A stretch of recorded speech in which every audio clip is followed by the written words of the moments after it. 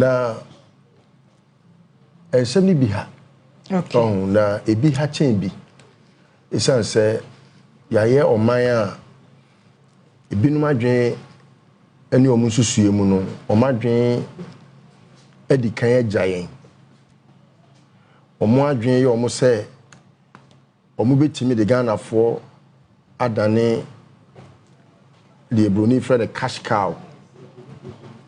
Only pakro ba ben woni hwe e dan kura wontimi han. Oni kapreba sabi ne hone nasimu na no de nam wiase na enim no ansa na oba ben. Ene omo afri aban mu akotena fie. Se ka the number of properties a omo wa we yembe hyew. Anama minimbi unimbi ye nyina yete ha obi animbi obi anim se Akufo Addo ba be ye mampani wo Ghana ha no na ogidama atusre to a point say ni papa fie kura no onya no ato obi a waye minister waye member of parliament wo free scam de o ka say ogidama atusre na momo ka ho bi na momma akromfo wi ayen da bia no Akufo Addo he was with cap in hand begging the streets of this country to raise funds for campaign. Enti no oje dama etusre. Okay. No capre. Ni papa fie na otekura no oton. Obi anim. O'Reilly Secondary School, obi ahu ha wa ye pam kwala free school mo. Ansa na eye brigadier. Nunu mensa. Ekoma omu baabi tina wotashi. Oton ye. Edi na wan ton ni papa hotel ha ya woton ye. Bibia woni hu bia oton ye. Now case wo ton no dia beye den wo ton dia be wiawo enu nti na me kan ya ansa no wo be ada wo be fa afna swai ye de microphone tua ma no na me sei obifo wo mba ade se wo be wia na wakum na wasai no wo be wia ye kum ye tete ye pansam ye ma wo 11 sika kura da ofun so kura wa wia akodi 11 sika na we o de ye den enti se ni tia pro na se na enye den Obia or ye MPP ni bia or wa burning bia was a hardened criminal. And you can quote me anywhere, there is none that has not faulted. Obia a criminal. And until I am with many years ago, Mama so say, a bedroom baby gun and Musa Juma wa ye, or Musa Kwaya wa ye, or Musa Asupiti awasi, or Musa Market awasi, or Bebusa say ye see can away, or Castle Bejamai. To date, are you aware how they have treated the PDS? Can you tell me what is of PDS? Then a fan one would bet me aka saying, Obi Akufo Addo ni na busuafo ni na yonkofo atimi ahye dem a plan say oman yi CG ya fa ye koton sika bebam no ye fa nwasa yesrem ya fa omanpani do Mahama what opposition what kind? What has become of PDS? Our manifesto mukra. What has become of PDS? So there is none our young people near on your hardened criminal. Obia a hardened criminal. And look at what they do. But why hardened criminal? Say hardened criminal. You see, any pan buy no won't say you are quite obi ko CID. Yeah. I don't know many NGC for could be.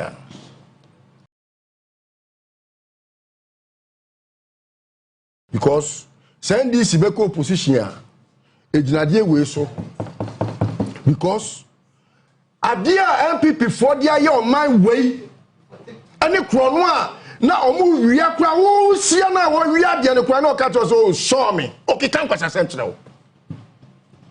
But sometimes it's painful and it's hurtful the way politicians, where a time will come nobody will respect the politician and the street will take things in their arms.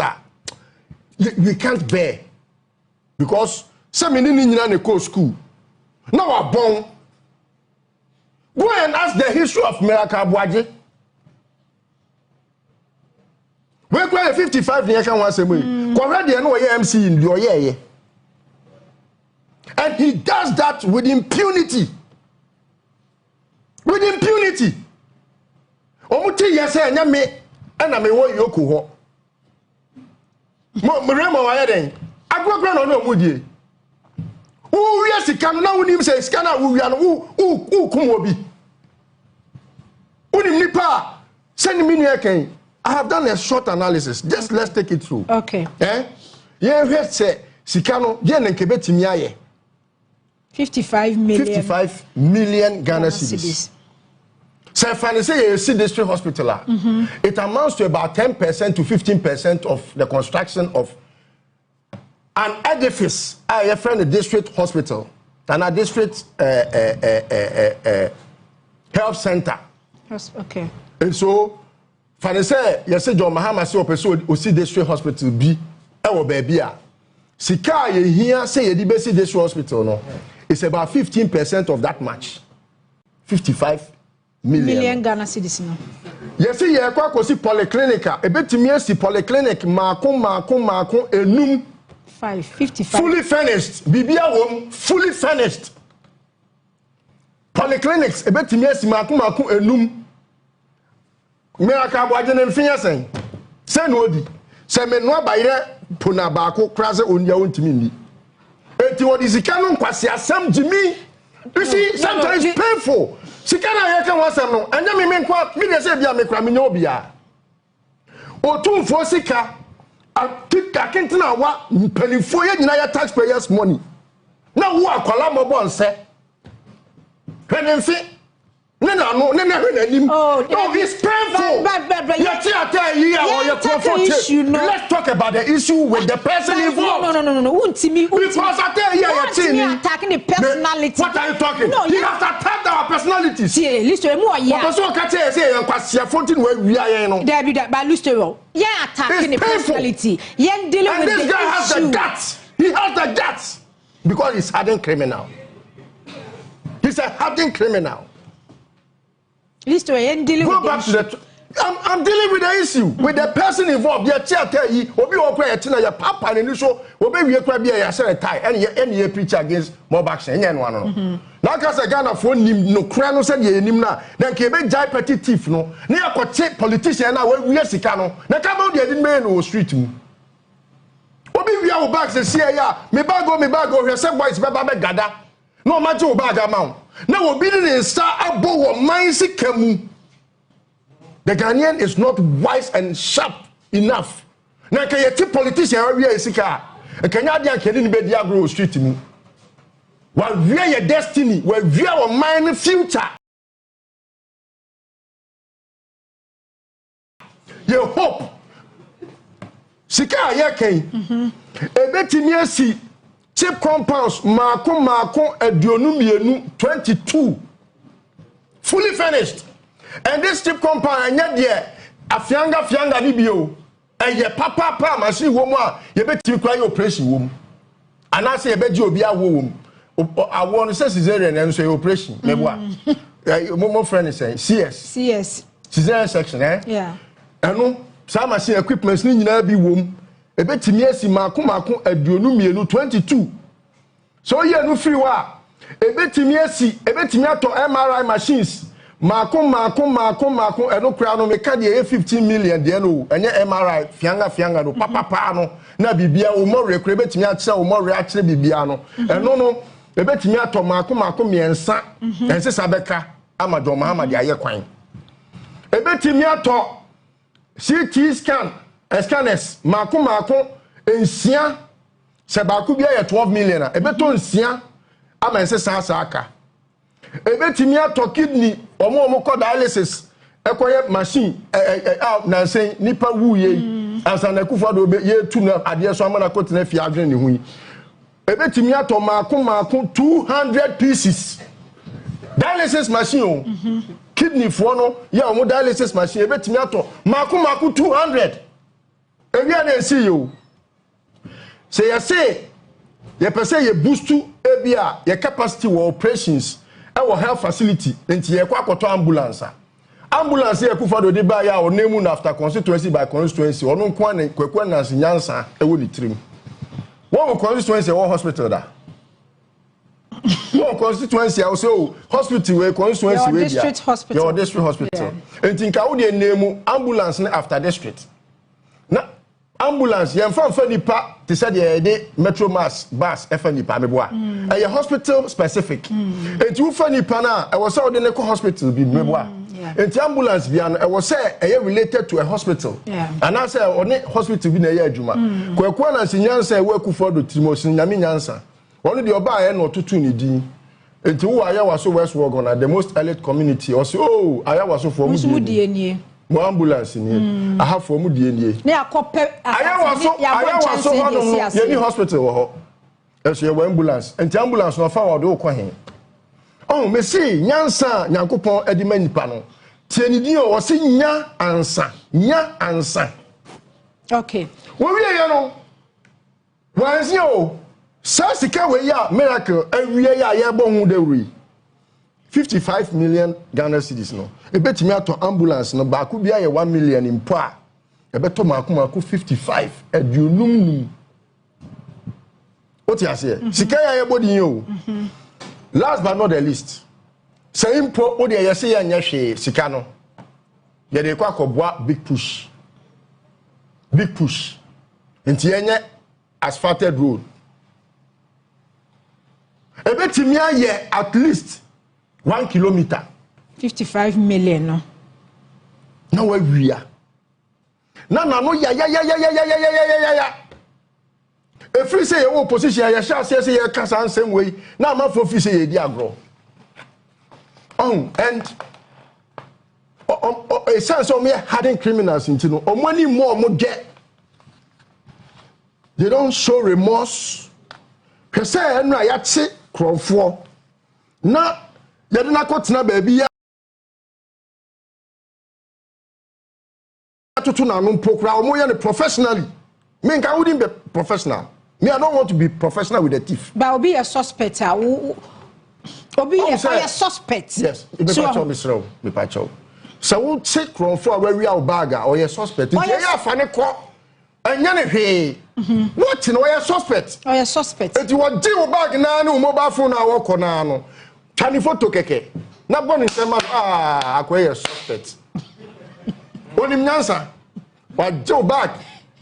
It's painful. We are phone was second. We hide behind knowledge to fool. Come on. Because Nipano work school. We feel so about human rights. Yet say phone now we are obi mobile phone work no. Oh, police station no pa you say ya muna nkunimpo no. Hwe mabia ya mabia no. E tell say your friends support you and afa nanim. Now we tell you now no say be adwo dey adwo ko sekula mu na ye say chele kakra what make job on think human rights did you think about my human rights when you were stealing the monies? Do you know how many people have died as a result of your thievery? It's painful. We must rise up to the occasion and let them be challenged. Say politics is only for service and not for thievery. Look, it's difficult to steal in a John Mahama government. Of your position back. Now, or can be say, Obe making sure say it be hard for his appointees to steal. People didn't take it seriously. Do you know how it has become hard? Your BB commitment authorization say. One kasa institution to say onuyafo mama generate sika mo pese mo di bi ye ebia health screening internally generated funds no just a work about Ato Forson amane amana authorization say disika no yes I won't mean. So how can an appointee of John Mahama steal? But Akufo Addo no wo ba no na dwene ne say bi be wiamo ana John Mahama ba ye so no wonim say omo nyina wia yen o ma wia yen Akufo Addo nya yen akene kra kedi kwa say nkodi ni corn beef we wia yen no tifie Gabby no. We know them. Kisby, rent they could afford. Rent, just rent. When I talk about people's personalities, it is to the core, sir. Yeni mobia, why na be neighbor? Do they live in the skies? Are they living in islands? We are neighbors, we are friends, we are buddies, we are family. Why na mobi? Don't you know a friend in MPP? I wouldn't say where we are. But Obinam ne baby so ntimi nka say na first na wunya sika ntua wo dan and na wuti mansion nti wa wieska wa wieska na na ma wuti hey obia betimi ayi analysis ehun wo so ne wo de enti se akina bi nyame ye wadom na ebia bema bi so mu na sa bema no waya ma wakọ kodrum pempen so bi a eye yi a obi abetimi attribute to that. Okay. But sa wo ba onua ha yi na sabi bibia ni wachi na ekira ye be hu a se yi na na ma wanya mansion be ma bia ni ho bibia ni ho na chese show na wo ye no na ama na ye big year na ebekom no na bia onua fo sika na wudie wudie minisa wontesa na so no kwana ne se wo bia wo ye kronfo wo man ni mu no ye ni mu no listo ye na fo anu sina me ye ni mu no he to mama de bia me the story de ntia me ntini hu jai no president Sammy wo de me ye president ne na de be che yes ye to me one day pen am be president no ebi I may own half of Accra. Me come asem. It's not because ebi am ye dubious, but I could be corrupted. What must I say? But look at a manner what be a president a fie no oko hiding. That is John Muhammad's credential. Okay. So if obi to that extent atimi abeye mampani woko fie wabra woko hiding eno kura no he was denied his right. Now we know we an appointee. Now the person would they or no ne fa hu yi ewo. What do you think will happen? Enti Akufo Addo no e na oye haw no. E na watete akronfo e na ode o mabegu oman ni mu e na say no akronfo na ye Harden criminals. Okay. It will mean kasa criminality no. Na John Mahama so asodin a ye kan. Wo ko fa attorney general so wo ko so wo bo yenim. Yenim. Shoti chauche. What the professor Akufo woko 90 years 2 million per and we are yes. Pay. No, it's a pay. Now the compare miracle akwa we $2 million. So woko 90 years when the age yeah $2 million. One who say when you know area 2. Now wo akola wo broke ma goose and impo na etik makodwe. Wo be we 90 years. We are 2 million per. Akola afi wo 50 simple nie 55. 55. Now we die 55 here. That day ya ba ye yo. That day. Na one dey wo free opposition be na chese why wadwe so dey akokra betum. Ana mrante ne nam ho. Ana omu di arusie. Okay. Eti atani general so na dwuma so mani. Aye hwe oti hwe wo che. What the 55 million we what da fe no akote no. I was a Gabana coordinate Kotum that ne Hokrabo was Sawam. And that PDS I named Yakosi and Kronube by your Kennedy GVG, Yabubo, the best 182 crimes are a course away. Okay. Where's Piyaduma? Yes, Sonimu, where Yaduma, Inyo. And to your Mahama. And you're not near to Okay. Mr. Kansi, now can be and you're not near to say Obiko Riafuna. Ya the prosecutor the court. Ne remanded the next day you be appear before court no. Ne ye kojeli no. Obi ya there within 1 month 2 months no. E wa na say ya gather enough evidence bibia enipa nya fe na court no. Ye kwa ye de ne ba ye de ne ko be say 3 months 6 months. Paper kra ni yo. Paper kra ni ho no na ya jeli no. But say e public sector government appointee anasa ban adwuma ye ni ya ma na adwuma ye obu ho akota ne ya ka kire say investigations ya ye forensic audit ye kuta nkrata document nyina nwie ya prosecute pan then the rules of justice will be grinding slowly akronfo bro. Yes the will no crap no in case there's no person under justice there's no will there na ya akronfo bro the rules of justice grind slowly akronfo bro na me ye miti maso onu ko wia no wan grind slowly and o wi aye. Now who they continue now grind slowly? My can say my entire say you corruption, catastrophic problem. It is the biggest enemy of this country. World Bank I need 3 billion. Yeah, $3 billion. Illicit financial flows from this country by the statistics of the world. 82 billion if Africa annually 1 year Ghana in dollars. 82 billion. 82 billion if Africa.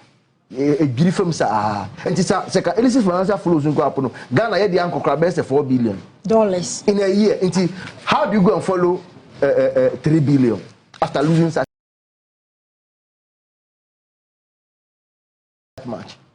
Kojo Auditor General's report for just 5 years. Now here illicit amounts in Kojo Corona boy irregularities. And it's dada wa me nya so onji ntuma me so de bia me fo aso no e ba opa say misappropriation. It is stealing. What you say misappropriation, misapplication. Aden na mo yesa. Aden na mo yesa. For corona dey say corruption. You have, when you follow the traits, look what we lose to corruption no. Sa figure no enya ade bi danchen o. It is our revenue. E sika na ese ke be nyama ya me no ye dinkita ho di ye be dwe ne ho. Sa school adan hospital akwan agric muniama say free fertilizer ni nyama nyina menstrual pad for girls. Boss of na obi sere.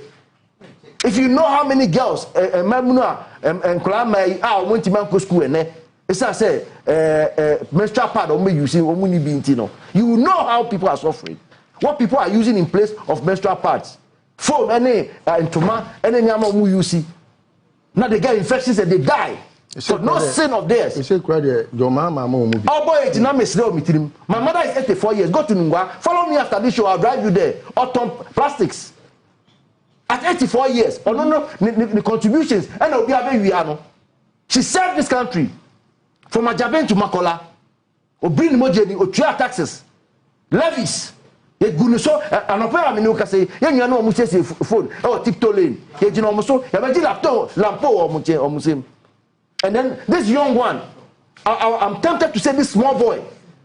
He's a secondary school, more university. Now he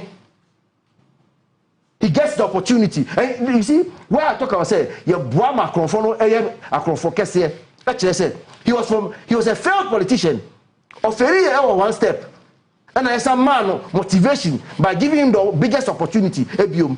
Into ye interest o baby a hede ma meka kakra and say look yoko omo yeko yenim sisia no me misika le hia me ma meka to say when I talk about recouping the losses no baby mini brain one say say ke your papa company and na de obeda no and na odi sika no ahye ne botomu a can enyo easy say odi Benz be si fie Benz na obega say police for no confirm the police station sa na say no recoup my money for me. Me and Uncle for say me pese e be dealing for. Hwe we san wi am sika me fa won to prison. Na me mo emo eni nsuo nom.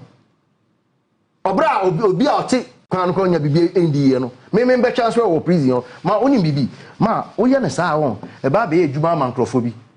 Some people when they look through their generational line say 10 years, 20 years. Obunya ka obusu emu da. Nto nya no sa de obi wi $10 million no. Uchine got 4 years crap obesa ba be di sika. Na jeli wo mumpo. Dodo se na jeli. Jeli no kwade hia me say okokoda ho. School bi am no yo bi a teacher for defe no. Enti e wetima akochi na akotum crap mo no kwa ba beef kwa che me ne wo. Ni sika no ye kosra na ye de be beef any stew papa bi akoma no prison ho. Adey. Nkofo be omo da second ani ama no. Is it not even deplorable than even the prisons you are talking about? Nkofo da baby a prison for no kwa da be the ye kra che omo. Nti so de obi ko to efiase nkeka onye hwe misika na hia me ye doa ne say pan a Charlotte krapa o hye aye doa no ka ye Charlotte no ye say you watch ye bibia o no you see amano ne won sa go say footballer bi or evade tax instead of or evade $1,000 no $1,000 no ya bu ni best 6,000. It is meant to deter you and others say ye do be fam no me tenche na me hwedi say akwa we I know we are crap na ya ni say na ma wa bohu bagana ha sent sa I say motivate you na me tell say because Ghana has said ya say system aye operate no kra no e ma corruption kwa ye attractive ye ko che no kra no because we be na party fo nyina sorry eta ye chire akọ ni won mo ni ade you see for those offenders no me tell say can I say there's a little proof they should be barred and banned from going into politics again.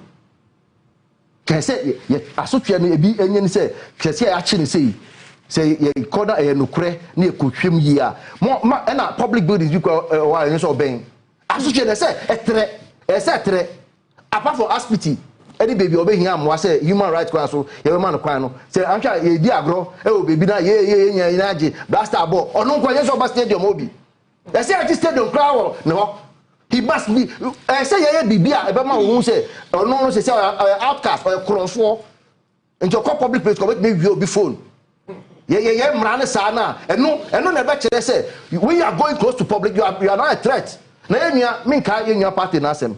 Canada for the year no. That is the kind of law we should have in this country right now. So be our bokro at the public level dano. It is proven when it is proven by the law. As we go on, and so hold the public office be 1, 2 public places say stadium in your car and so Kobe theater. Ghana Music Awards is run mama Kobe. What people be watch war. Now you know. Let me tell you what. We should say yes we are. We should engrave their names into galleries. Museum. Obi to say papa ya onya baby kwa ka say o ma land senior man forever. We should see his name engraved on the wall over there. Ade ti na me buy who say there's a mark. Ochina ne back page mo cry me say the any papa we.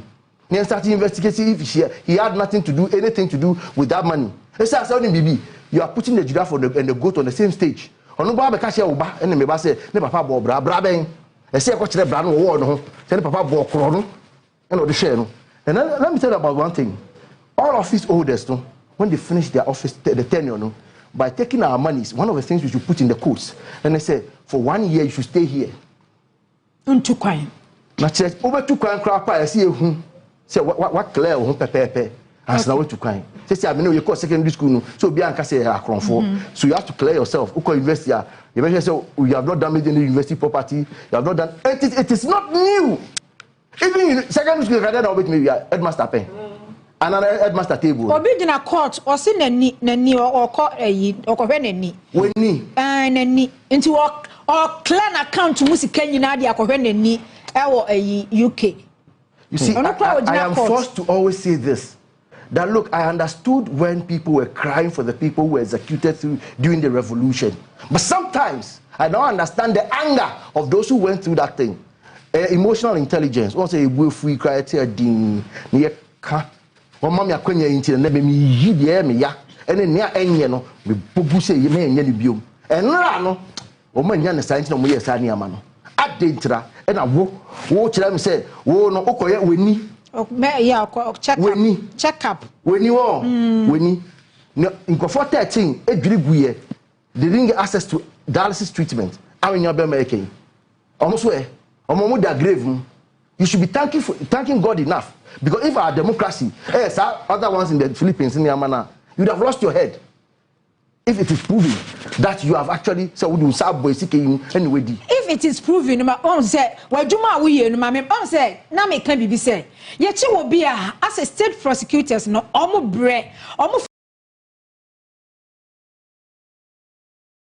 I don't know, say a deliberate. Some would be delay taxes at the GBB, and I said, dear Ben, Koso. As I said, Sang and Nani, dear, Kenya, Burusu and Koko Clan account, Scout Republic Banking. Account to be a 70 million Ghana cedis, be a wine, a be a say, Binumunia, the Adini, Binumunia, the Adini, so on. But a back, I say, state prosecutor and state attorney, no. I say, want to mean gather information, be as a miracle Aboagye. When you are going through the books, no, you're Rabima, you're Ghana, you're so I say, I'm paying will buy. Mom didn't say President Mahamadu. I mean, we the CSOs were calling for these things. So, any parties in Nako, anti-corruption issues, no. One of the things I push here to declare your assets. Yes. So maybe me some pioneer, more form me, more car me, and some will say, Chile, Ochina. Ube fia be musua ye kasem bia na ochina dase die nti na kam enye okwapo na obeka list was here na moda na muke je Kroba studio no platu film enu enu na enu nti o enye yen a ye kase ube bokro no nti wow kwa your safety that law no na be protect one kasa e be bo one kasa wo ban se wo ba na wo dan bi dada e na wo ka bi dada ko de na ade ko ni aye ka ikrapo yen ka se fa betu badwemu wo tworo nyina wi a de ba koto ama ochina omampenyi ba yo ye ne de na so afọ manye no ochi o maso eje on penalty what you say sa de no ye ya kene ye ken ade na ye nka so obi eye chi obi o na so obi a odi ni dwa ochina ko ka se o we ye ne de a yetimi we be scalifi ba ye let's know where you got the money from and I will be all in business private person answer na be ko ni diem no eje odin sa be bo okay. I say, because you're questioning them. Now, what do you have public office? I say, but what do you have to share? The award now, or Chinebi, Okoi,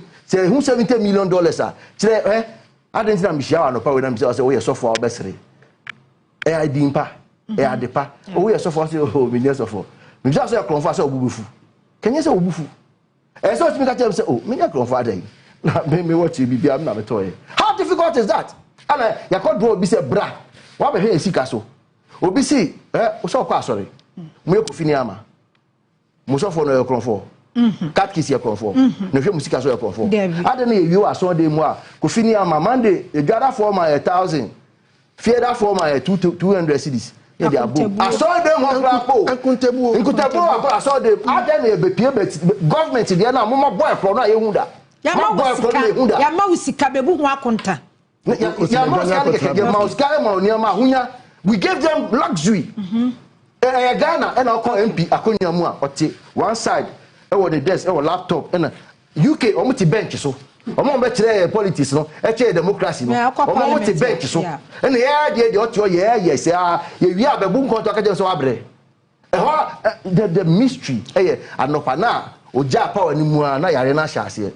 Say okay neni e na enye. Neni na enya e na neni na ekofoma. Yesre no metimi akenkan Emmanuel eye clinic ni optic competence bebre okroma. Ye be boa no. Na oni bibi ubedi ye na eno wa de beka. Yenye mra bia kire say when you are even dying, let's all die in here. Okay. Nobody's better than anybody else.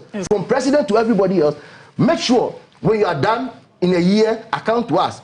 One of the things the police must also know, and they say the public streets and share videos nibia and they even didn't know the name of the person who was arrested. If you also can prefer say yes on be dream ni wie no me sa gidigidi wie I be 150 Ghana cedis. That Mr. O at that point no obi so ye rational Kolebu hospital. And if you come and cause mayhem after stealing my $55 million, when we have Mr. 55 million cedis no answer so go sikwan so a me dem the police for say Maria van no ya anto amount for decoration. We say to Maria eto sa car sakesi Black Maria. Omo no mo say fix the country no omuka ko ye bo gonfin na obi a so ko defend obi a oni mi din eneni embobre bia se e chi omo na so ne omo ko dia misro omo omo din sa ko free nyina se aviation ya adum ho bebi o sa ko ba inform ko go ne process omo bi o kra kwa ahwa sika no oni hu bi okay enti se say asenkita odi enkomodie bi koso say one more say yeah picky woman no ye loud kakra bi abana ye selective because say the list we kan yakofa PDS aba kofa beji skill over 800 million Ghana cedis ye nim de kokoye say wo hwe all African games e course a ye spend skill over 2 billion age auditing or say omo sikani bi over 500 million Ghana cedis de just say onim ba bi sikanify ye betimi abompo key scandals akase bia when NDC was in opposition one mo ka ho asem but I said miracle kasa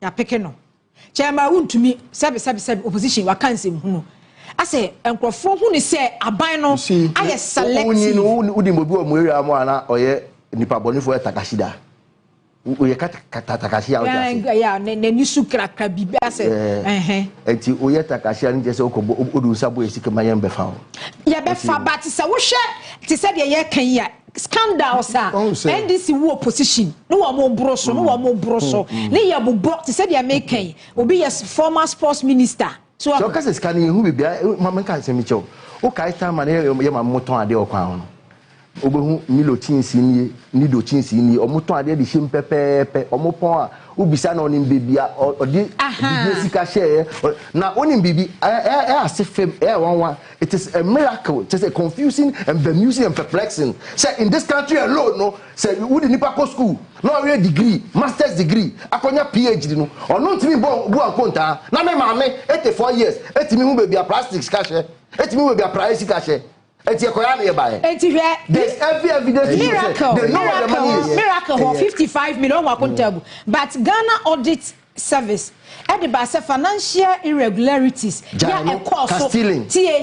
all African games 580 million Ghana cedis but here by the one say pack public account committee na Kofi Adams na Kwaku answer the predecessor or your member of parliament Wagan Mustafa or the answer the questions. We are talking about financial irregularities, 580 million Ghana cedis after 2 something billion. 2.24 billion and then 580 million Ghana cedis. AG report your friend say AG funding just say you baby as can find. Yan can't hold she. On say Nanama. Abai we will assemble the papa. And this is the last hope of Ghana for our democracy. Because beyond John Mahama, no, Ghana for will not believe in any other politician. Only any person. Ghana for na see ye di tuana se papa yi sankofa yenchi. Senka we obi a wo kronfo te se de na Akufo Addo no mu opposition na omo ka so wo kronfo na. Nanka ye ba mu meka Akufo Addo apen so no. Enka ni 1 month nka Joma man ko bekoje. Unim de ma me hu se Joma man nya kronfo. Airbus na omutimi kan se ni nua akoye deal na omo susu se oni Joma Mahama na ye kanana na ye deal no. Na hu se ni onye kronfo. Because I am president now, person we ska. Enye Airbus, scan no can say $5 million, meboa. Enye Airbus na Joma Mahama be we because he had 54 billion in his hands to steal. And some of us, because we have known him very personally, we were able to stake our necks out to say, he cannot be that rich to have a Nyoma with Dubai. To have to say they na say don't offer Kofi Dubai okay. See hotels Nyoma wabra walk on high. You cannot be that rich and go chasing after just give me the a property. Second. You realize what he just said? They said John na otchere catch Bahama. Yes. So no no Crawford. Did you realize what happened? Yes. And remember catch so be no day no. This is a clear case. Okay,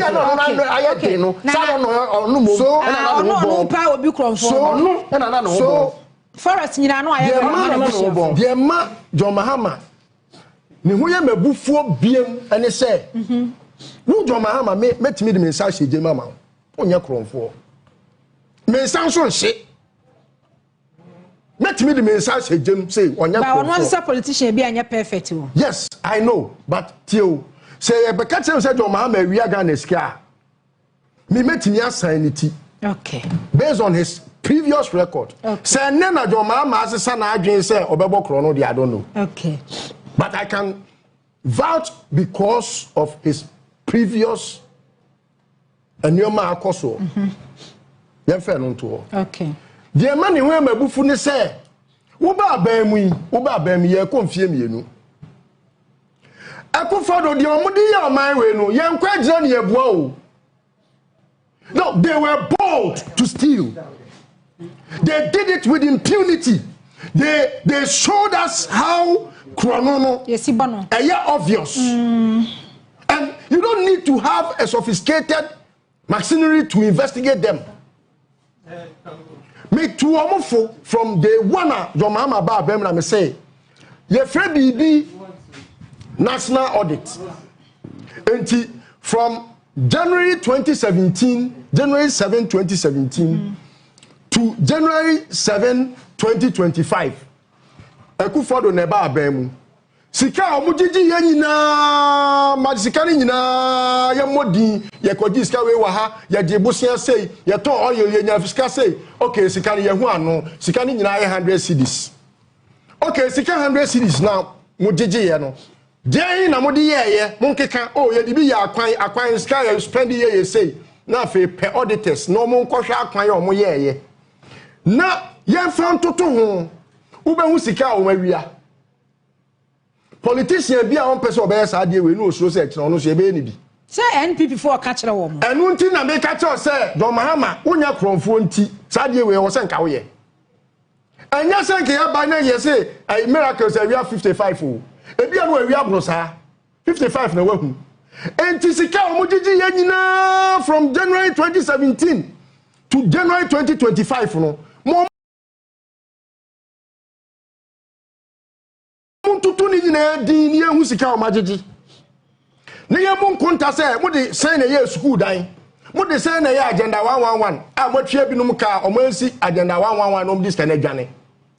Can you imagine say yet your man mo obi demobilization scare dwane na yes ye nya hwe na oni madia ba ko politician bi ka che me am di areho wo say se ye mayani ko mo so say ye kwa akocheche wo mo a ahwe na wura fi wuntimi nya adwuma wododo ye say emu asemo ye sebi nipa kakra bi enti wo de fa ne say on that alone say ye pese ye hu sika dodo ankofo ye wia no ti abadwakuo fa atani general ka ho atani general adwuma na do so chen no because wo hwe kro no ma bo na wo hwe na adwuma na wo di nipa mienu pe na akọ atani general department any ministry for a ministry of justice ayeni he is overwhelmed na so obi ye bi wo so betimi aye obi ye bi na special prosecutor ye wo so betimi aye me ba metwi na nimu special prosecutor na ati akrofo enam ni kasa Ken Ofori Atta attorney general case ben wa file against Ken Ofori Atta nothing. How sophisticated is Ken Ofori Atta's TV?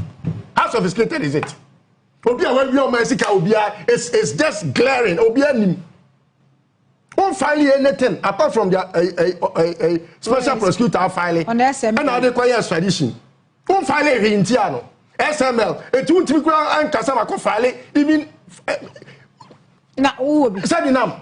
You're trying in absentia. Et you know me adwen say as a politician some the adwen di agro.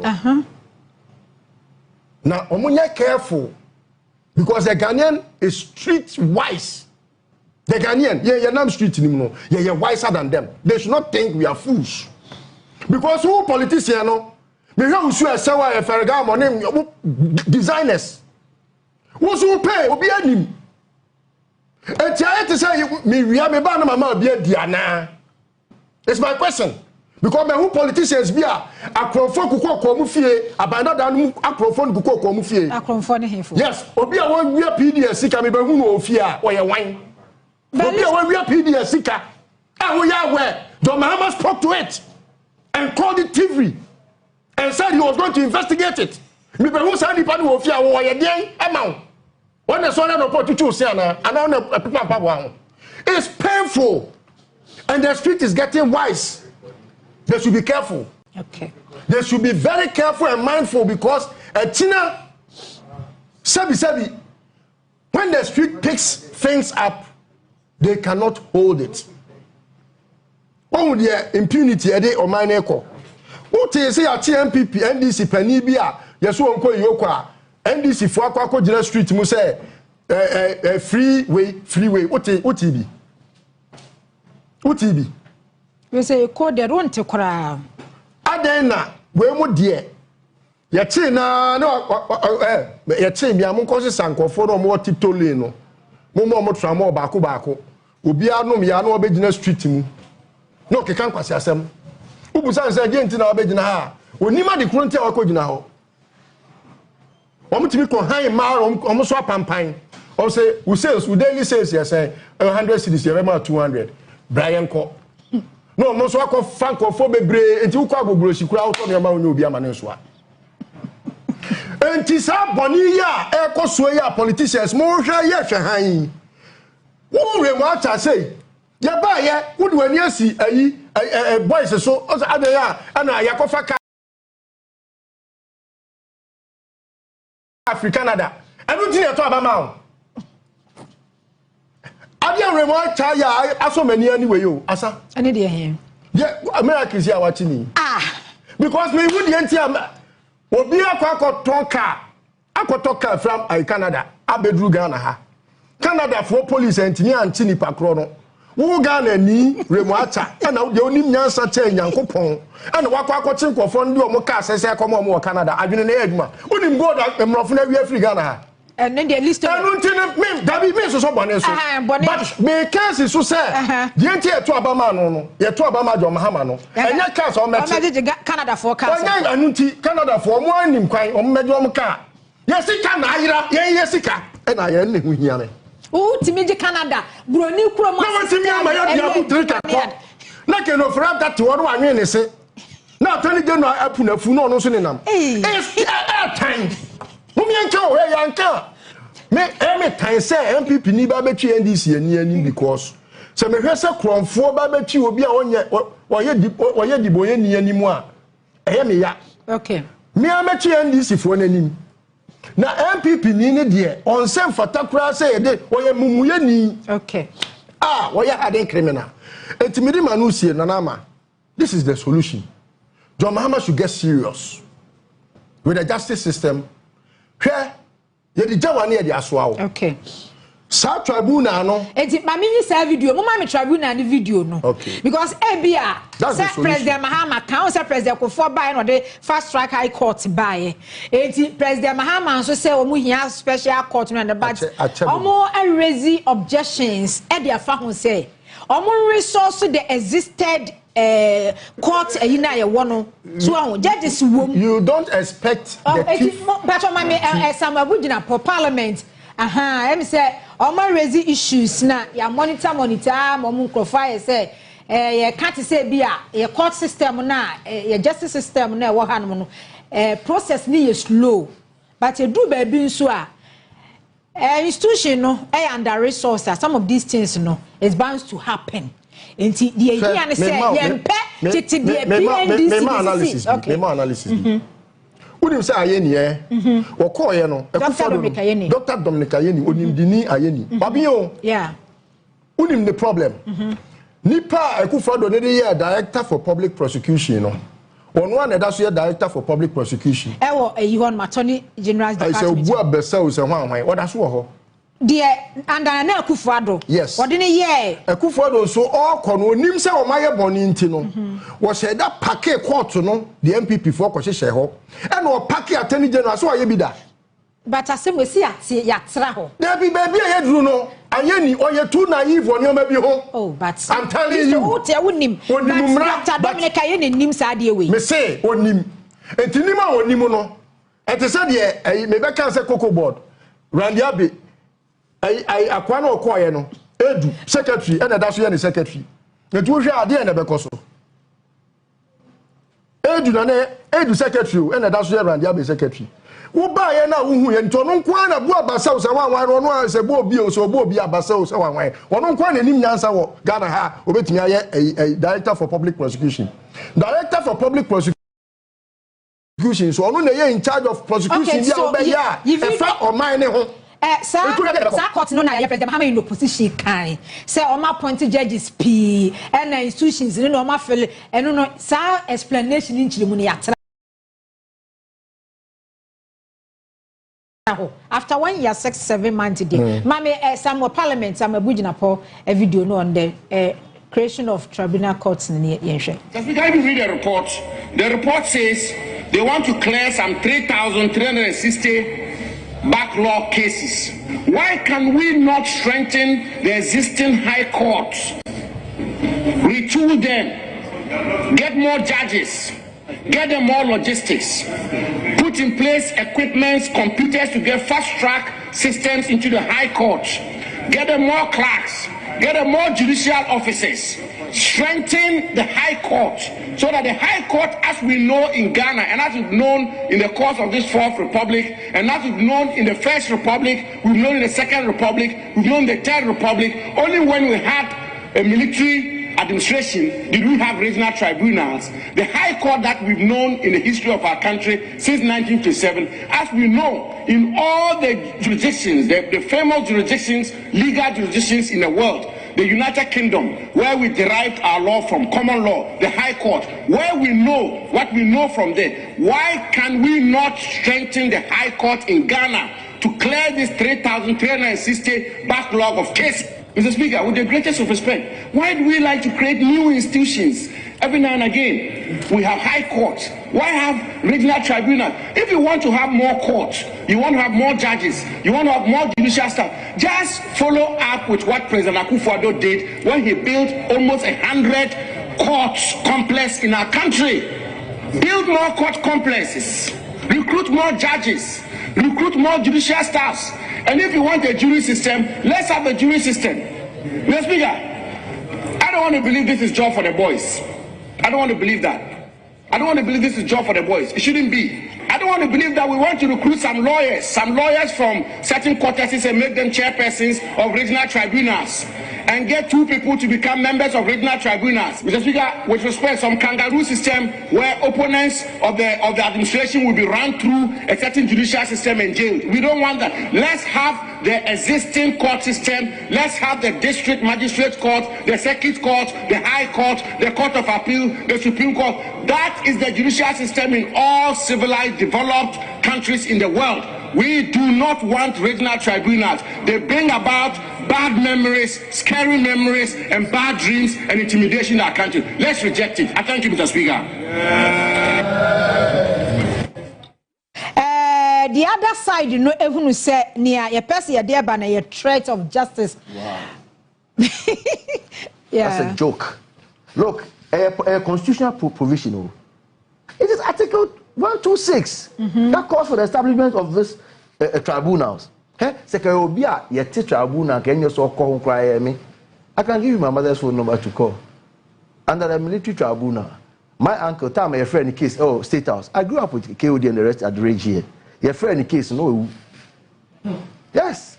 So I should be somebody who never want to go close to the word tribunal. But look at it, it's a provision in the Constitution. And I almost said the one the almost can say yes, tribunal where he falls within the judicial legal provisions. What I say, and Tianya obi Takashibi there at the air. But sounds so now. We have tribunal courts can that under military rule. Military and every man that can and may be. How does that? Listen to a candidate, a cow crow for. I can't say you go the market woman or motomade. Kalabule, Obi Kanyama share on Tony, not the tone, no anymore, and then trotto driver to one corner. Tally driver to one corner. Your boss says I'll say or this amount. Elfe, Mrapanso. So be Etimika say. Or no ati baby o time no sesa no wa ma price this so saniama we asa baby enti na mo bi mu e ka say na tribunal ne saniama na ye no ene nkofo na ekum na dede mba he. So they are trying to tell you that that is what they want to do again. They are motivated by yesterday's free. Enti de bia tribunal na ye ka no ye say enye ade bia enfi constitution ni our constitution article 126 and e say ye say tribunal we aye attorney general Akole or parliament or not say yen won yen kan yen yen kan de papa we be kan yi o kire say kan yen fa computer bebre yen ko ya na mo kan sem bi na e ma me butimi fusa na menti ase u ka say ebiri bi atwe mu papa bi ye friend no Dr. Raymond Atuguba e na obeka say ye judge ni sansensem kakra say ye etochima kakra mapa ye de ano nkofo de o mana buru no. And so Anas be remu eyiye no say ye hu Ghana tie ye nka say ye be ye tribunal bi a ye kosa obi ebusua pe akogum ye don go tribunal na ye ke ya actually traditional courts are ye be or regions any districts ye terem one of the things it will do is say it will address the legal framework no ye be sie no one of the things they be produce backlog of cases no can say about 3,000 something cases no na wo court na e ka che say ya to asheda enso be kokro bi so no ansa na yoku edi document le kokra no na judge for nyama wo my prepared cases no of so mu a in about a month ya dia butiri ka free Ghana ekodru ye da be oda sore ya na court me da say any echere no ba Ghana ko be shembe 2 weeks kura kwa aba you prepared one of the things is to also expand the justice to everybody else and you say we nya asem maybe say techima no to kwa ba Accra or debi regional and district it just say decentralization no it is actually a decentralization for the justice system say you agree at the regional level at the district level ama obi anya wa unya asem a koka ko yiwa no. And no one here and that when we talk about the acceleration of the recouping, no, say a assembly here your power. Oh no, what say Okasa just say, no. Sikana say I know when how no.